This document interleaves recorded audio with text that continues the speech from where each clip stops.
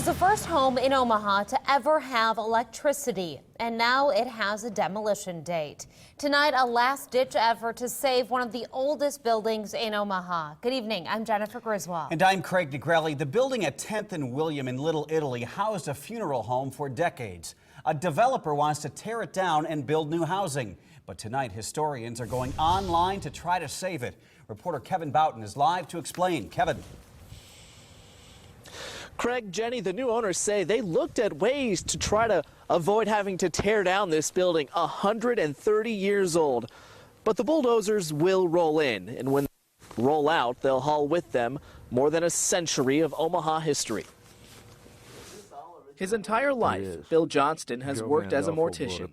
Soon, the building where he spent 4 decades will be laid to rest. Say it was an elegant old mansion. The building isn't just filled with history, it is history. 6,400 square feet of it. It was built in the 1880s by an architect named Coots for the Kuntz family, who was in the banking business. It started the first national bank. The columns, chandeliers, and intricate ceiling are all original. They don't make them like this anymore. That's for sure. You couldn't get the wood in, and if you could, you couldn't find the correct craftsman to put in a ceiling like this. March 1st, all these details will be sold at auction. A week later, the building will come down. Johnson sold the property to developer Tom McClay. We're going to do 27 row houses for sale.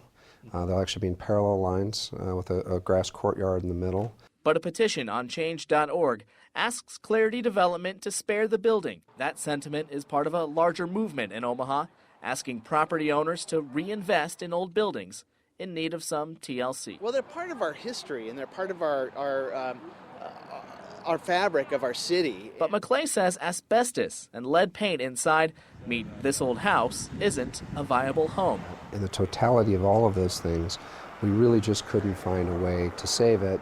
I had a suspicion when they bought it without ever coming inside or without asking me about the utilities. McClay says they have contacted the Durham Museum about some of the things inside the home that they might be interested in adding to their collection on Omaha history.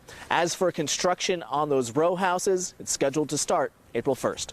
In Omaha's Little Italy neighborhood tonight, Kevin Boughton, KMTV, Action 3 News.